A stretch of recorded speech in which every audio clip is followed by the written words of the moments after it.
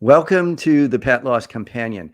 I'm Dolan-Del Vecchio, and I'm here with my friend and co-author and colleague, Nancy Saxton-Lopez. And this is a program that we do live on Facebook and YouTube every Thursday at 6 p.m. Eastern Time, and then it's available for replay. And it's also available for replay as an audio-only file on Apple, and a whole bunch of other podcast outlets. And this is an opportunity to bring some of the learning that we gain doing pet loss support groups, facilitating pet loss support groups for many years. In Nancy's case, many decades. In my case, a little over 1 decade. And we compiled that knowledge into a book called The Pet Loss Companion, Healing Advice from Family Therapists Who Lead Pet Loss Groups. And we're happy to be with you to entertain a discussion and to bring that learning that we gained over those years to you and hopefully reach a much broader audience in the process. We like very much for you to be in touch with us. So please do feel free to get in touch with us and send your suggestions for topics and your questions and your comments. And you can reach me at kenddv@gmail.com. And you can reach Nancy at nsaxtonlopez at csmpc.com. And that is nsaxtonlopez at csmpc.com. We'd like you to know that this program is a friend of Dakin Humane Society in Springfield, Massachusetts. Dakin is a 501c3 community-supported animal welfare organization that provides a whole range of services, including shelter and medical care and spay-neuter services and behavioral rehab. They touch more than 20,000 animals and people every year.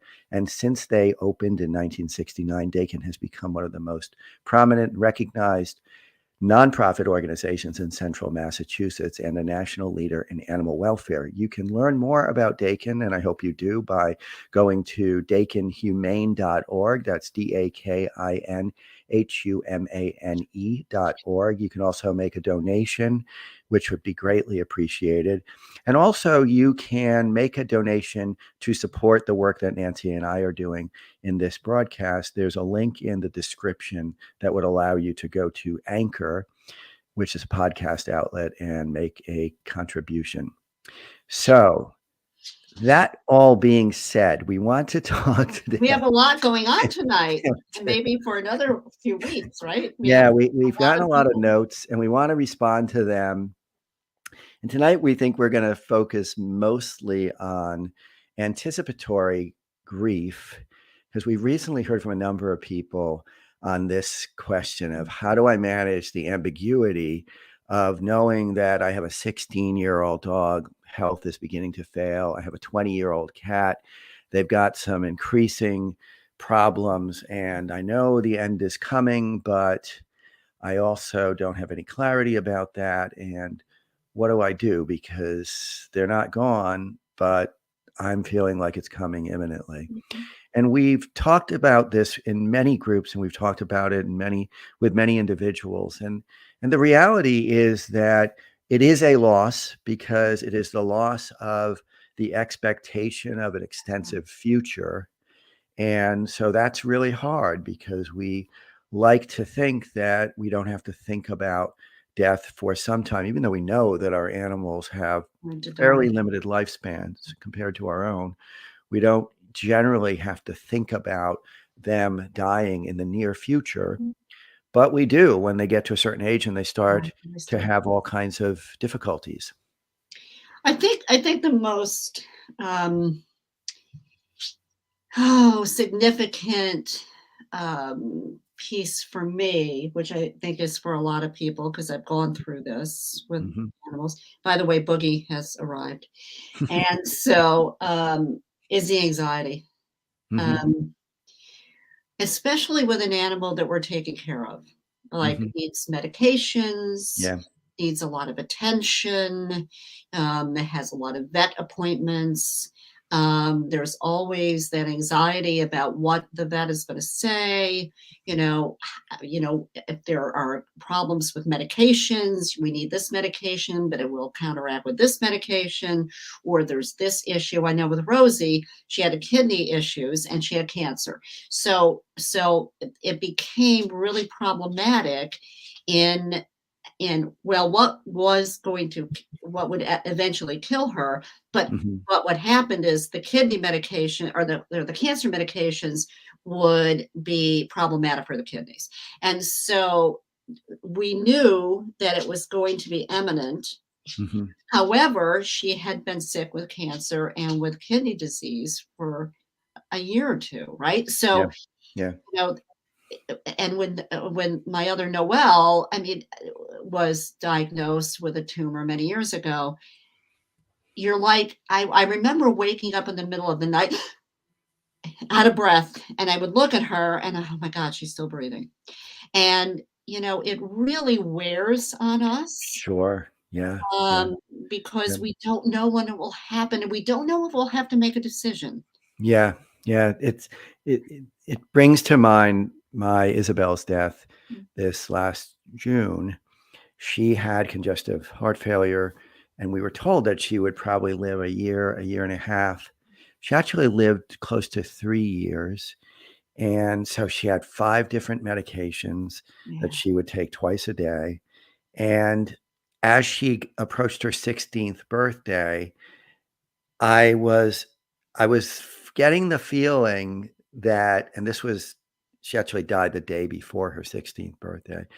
I had kind of gotten used to the idea that she would be with us for the foreseeable future because she was pretty That's so stable. long. Right. Yeah, she was pretty stable through all of this. And, we had a routine that worked really well. And then she went in, and we also thought, although we were told that she could either progress over a bit of time, a couple weeks, in a way that we would have to make a decision about euthanizing her, or that she could collapse and it could happen very quickly. And the latter is what happened.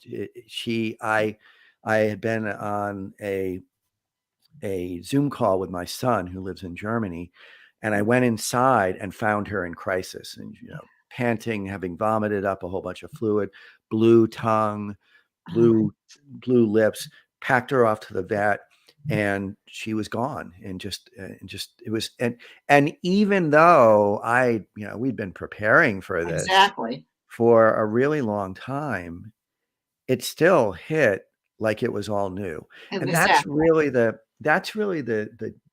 crux of the matter, is that you grieve the sense of invulnerability. You grieve the sense that you kind of expect that your friend is healthy. And so you deal with that loss, and it's a very uncertain loss. It's kind of a rolling loss. And then when the actual loss, one of the things people sometimes feel is that when the loss hits, they'll be sort of grieved out. Yes. Like they'll be ready. They've been grieving for so long, right? Yeah. And in many cases, that is not what happens. No. It's not what happens. You go into shock, right? So Yeah. something like when you went into a little bit of shock, oh my God, okay, what's going on now? It was like unreal. It was just unreal. And yet it was totally predictable. I know. Totally predictable, but completely shocking. Unreal. Yeah. It's just, so this is the way many human beings operate. I mean, you may be the rare person who sort of makes peace with it and really does kind of feel like you're going to handle this. But it's very common for it to be very fresh when you actually have the loss. And so one of the questions we have is, are there groups for people who are going through anticipatory grieving?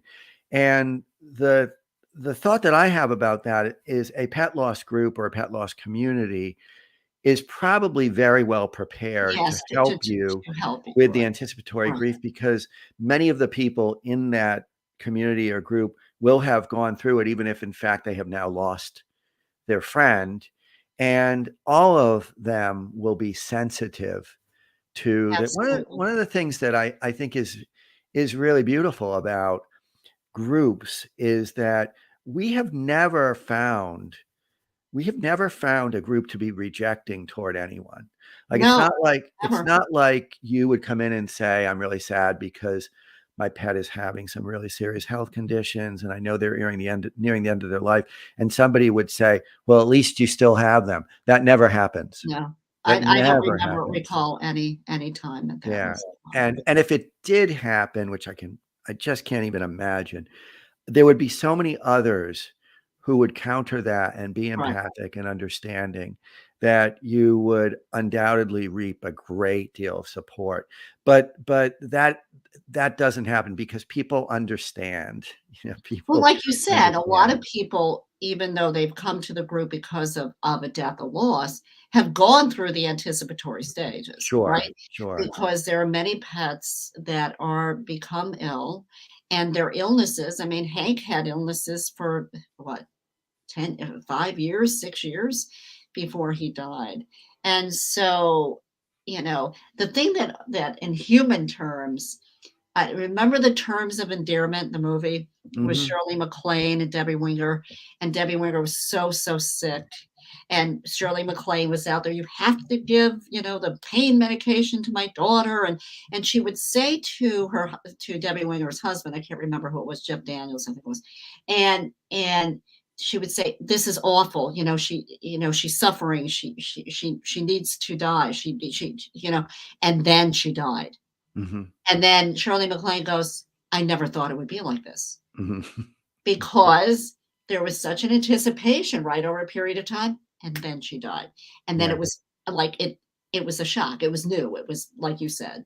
Absolutely. It's not we don't get prepared for the real thing. Although it's a good thing to benefit from support as we're preparing Yes. for it. There's so many circumstances that many people have experienced that parallel this. So, for example, if you have a family member who is an elder family member, usually it would be, who is having a dementia that's progressing, Yes. that's part of that's kind of similar to this ongoing. You're having these rolling losses, like you're losing them a little at a time. A little bit every day. Yeah, It's really, yeah. really hard. And I mean, and it fits in my view. It fits into the category of ambiguous loss, that we Yeah. just there are some losses that are uncertain. The relationship is still there.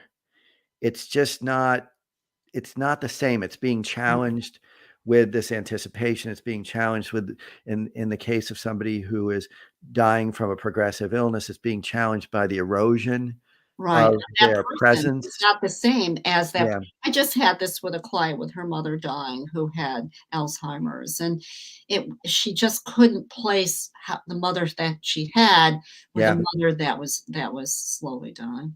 yeah. Yeah. It was kind of similar with them. My dad died from Creutzfeldt-Jakob disease, Oh, which is that it's mad cow disease, actually. that's right. And he lost physical function, and then he began to lose cognitive and brain function. It happened over the course of about 10 months, I guess. Yeah, And it was so wrenching because, yeah. well, at first we didn't for a very long time, we didn't even know none of us knew what was actually happening.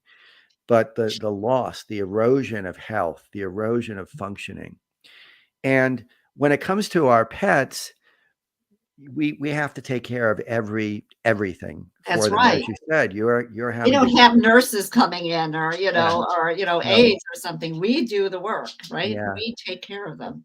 So for people who ask, what I think is, it's so good to get support. It's so Yes. good to get support, whether it's from a group, whether it's from an online community, whether it's from a therapist who is well versed in helping people with the loss of the relationship with their animal companion, and do all the other things that we always talk about. So if journaling helps for you, then do that.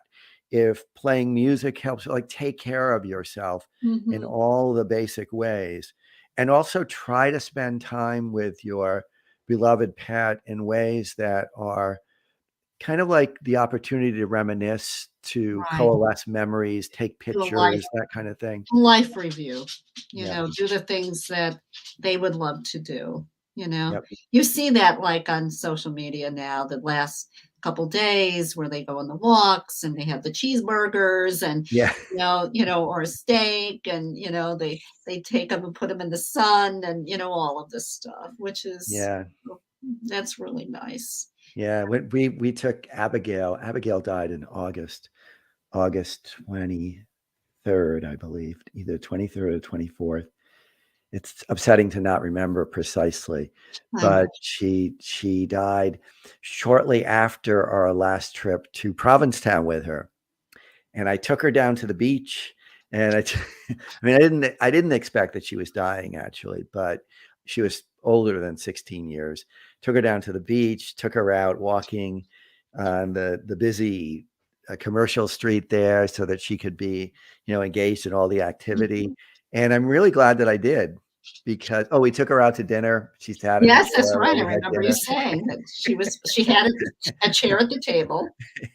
And she was doted on by the staff. And I mean, she was this tiny little 5.5 pound chihuahua Yes, yes, who yes. was very sweet and very, very calm.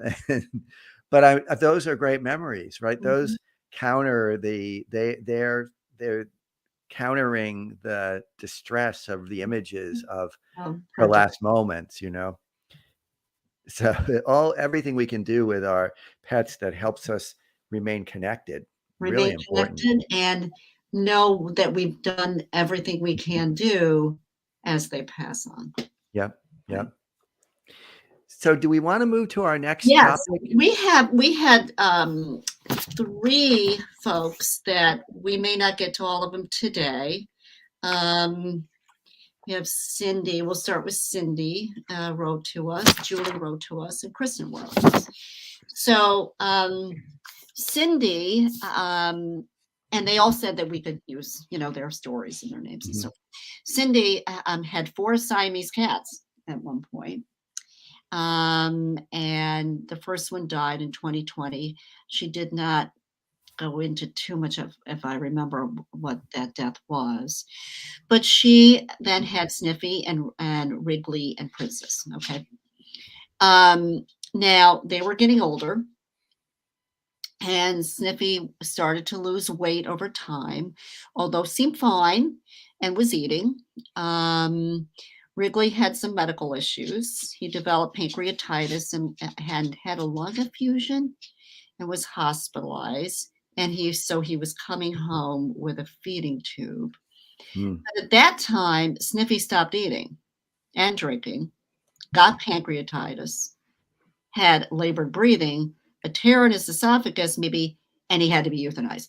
So here you have Wrigley that was having some real medical issues, and Sniffy, who had some, but all of a sudden went into distress and had to be euthanized. And then right after that, Princess started acting differently, and she ended up being diagnosed with lymphoma.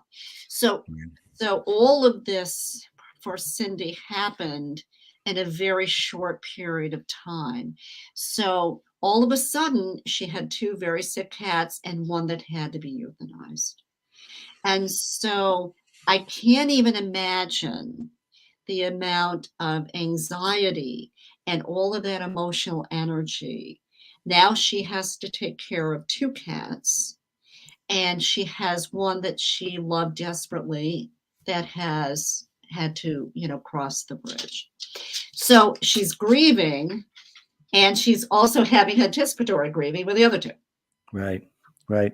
And she's also feeling guilty as a Of major course, because we a all feel major guilty. thread of her grief is guilt that she didn't do enough, Right. which is so much, just so much part of many people's grieving. So she's feeling guilty. She has a lot of sorrow, and she has anxiety all at the same time because of what's going on with Princess and Wrigley. So, our hearts go out to her. Mhm. Good pet parent, can't be better. And yet, yes, everyone always feels, what did I miss something with Sniffy? Did Yeah, I not do the right things? Did I not get the right tests? What happened here? because everything was pretty sudden. I mean, Sniffy's death was his crisis was pretty sudden, even though he had been sick. So the other part of this is the emotional exhaustion. Yeah, and even just listening to it and thinking about the emotions, thinking about the work, thinking about the expense that Yeah, all of this brings on, and and all at once this is happening. It's really a huge amount of pressure in many different areas of life. right. And I want to talk about finances for a little bit because I do know that that is a tremendous stressor. Absolutely, it's And you expensive. know, some of the pieces I've read though, especially coming out of the vet schools and so forth, has been, you know, there's a there's a line that you have to go by, and part of it because how they're coming from it is you have to take care of you. You Yeah, can't, I guess, and I don't want to know say if this is exactly their words, but I guess I'm kind of summarizing. You can't, even though you may want to use all of your resources to take care of or to hope that your animal lives. I mean, it may behoove you to really talk to the veterinarians and to make some decisions or to have some kind of prognosis because what happens is if you deplete all your savings then and the animal dies, then I mean you couldn't have done anything more, but it could put a much greater stress, which I thought was interesting in how they were presenting that. The other part of this of grieving or working with our animals and treating our animals is you got to take care of you yeah, more yeah. ways than just eating healthily, trying to get some good Mhm. sleep. I mean, which is hard, or getting exercise. Yep. I mean, So I know that you've incurred great expense yeah. in taking care of your pets. It was interesting to me when Abigail was in her crisis, we were our vet was talking to the emergency vet, and she said to me, "You can try to get her down to the emergency vet. You should know that she'll probably, if she survives even at all, it'll probably cost several $1,000s because Mhm. she'll need to be in an oxygen tent. She'll need to be watched." And we were gonna do that. We were gonna go and give her everything possible, but she died. I mean, she died Right. while we were having that conversation. But it's interesting to me that and good that she had that conversation, That's right. and I asked her what she would do. It was interesting also. I said, "What would you do if this were your pet?" And she said, "I It's very hard for me to say because you love her." Yeah. And it Right. now she's 16 plus. She's got some really serious things going on. So she's probably not going to survive this, but that would be that's my clinical perspective. You have to I thought it was very thoughtful Right, the because way she your responded because, emotional perspective, her yeah, clinical perspective, right. because I was like, and my husband was in this was COVID. My husband had to be in the car, so he was on the phone.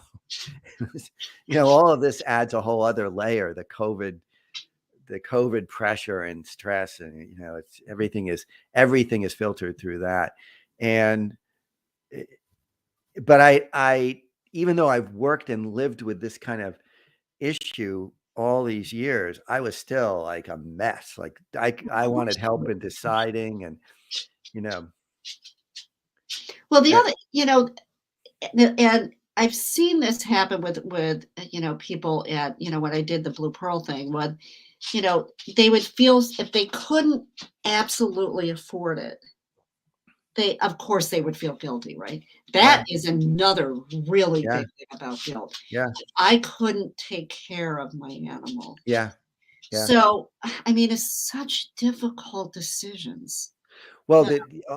it's interesting. I've done some work with a shelter where they are overflowing a lot of the time, and they have to euthanize some of the dogs, and it's extraordinarily trying for them, because it's this question on a massive scale, right? Like, what do Right. you do when you are inundated and you know that you can't house or care for all of these animals? And yeah, it's a very, but I'm glad that there is more information coming out on that, because the technology is advancing in ways where, sure, we can maybe keep your animal alive. Maybe they're going to survive, maybe they're not, but we could keep them alive for a period of time with all kinds of intervention, and Right. it might cost 10,000 more, so it's a very important question, and one that people need to. So you're saying that the research is saying you should have a line. Yes, that's what I was reading from mostly a lot of the big vet schools, or big organizations that were saying, remember, you have to take care of you too. Yeah. Which I thought was interesting because, of course, all of us we'll do anything. We'll Yeah. go into debt. We'll spend any money we can to do as much as we can. And there are people that can do that and will do it. Right. But I feel for those people that really don't have the finances to be able to do some of these really big surgeries. And most Americans do No, not have a large emergency fund. no, We just don't have it. I mean, that's what's typical of the United States, is people just they work hard, but they also just don't have a lot of savings. right. And so this is a real dilemma for many, many people. So But the thought is that if anyone gets a pet, or and to either if you can save a little money all the time for those kind of bills, and or because that's part of the responsibility of mhm, having the mhm, animal, mhm, or get pet insurance. right. Now, pet insurance, I mean, my daughter's Frenchie has to have palate surgery. It's going to be $6,100. They Wow. do have Trupanion, and I'm hoping that, as far as I know about Trupanion, although they won't cover Boogie because they found out he had epilepsy. Anyway, but that's not a typical. But I would hope that they will only have to pay their deductible, and Trupanion will pay the rest. So Yeah, let's but hope. that's $300 a month, right? Yeah, So you're paying for the insurance. So yeah. either you can save a little money, or just realize, or there are organizations that will help out with Mhm. surgeries. I've tried to work on that a few times, and if I get all of that information, I can share it. We'll share it on the podcast. But also, there's a process to go through that, right? There's applications and all of Yeah, that stuff. yeah. But Well, but let's kind of wrap up our conversation, though, about multiple losses. yes, And the way I think about this is, you're going to deal with those losses in a way that is dictated by your personal style. yeah, So some people will literally find themselves grieving one at a time, sequentially. yeah, Others, it will be just a all at big, once. all at once, all together. I was speaking with a gentleman today whose parent-in-laws both died within the past 3 weeks. Oh, Both of them, they were fairly elderly, but not very old-aged people. And so he and his wife are working through those losses kinda simultaneously, and they were both very close to these people. They were very important in their life. And so and other people will actually just shut down exactly. I was just going to say that they for a won't be able while. to deal with it because it's too It's overwhelming. too much, and then over time, they'll start Yeah, working on it, right? right. And again, the always what you have to keep in mind is there's no right and wrong here. You do what feels right. If you're feeling loss more strongly for one of these relationships than another, it doesn't mean that you're a bad person and you didn't love the other one. Of course. It's just the way we operate emotionally is a mystery to us, I would say, for the most part. And there's no place for judgment in this. No place for judgment. Is how you grieve, and everyone grieves differently. And it is especially taxing when you have more than one loss. And it Yeah. doesn't have to be just multiple animal losses, right? Like Cindy with her anticipatory grief for two of her cats and the death of one. But it could be a loss of a job. It could be a divorce. Yeah. It could be there's Yeah. all these things that could Yep. happen. Life happens. Life can be messy all at once. Yes. Yeah. So I guess we will stop there for now, Nancy. It's great talking with you, and I'm Always. happy that we had this opportunity to share, and hope everybody has a good evening. Yes. Take care, everyone.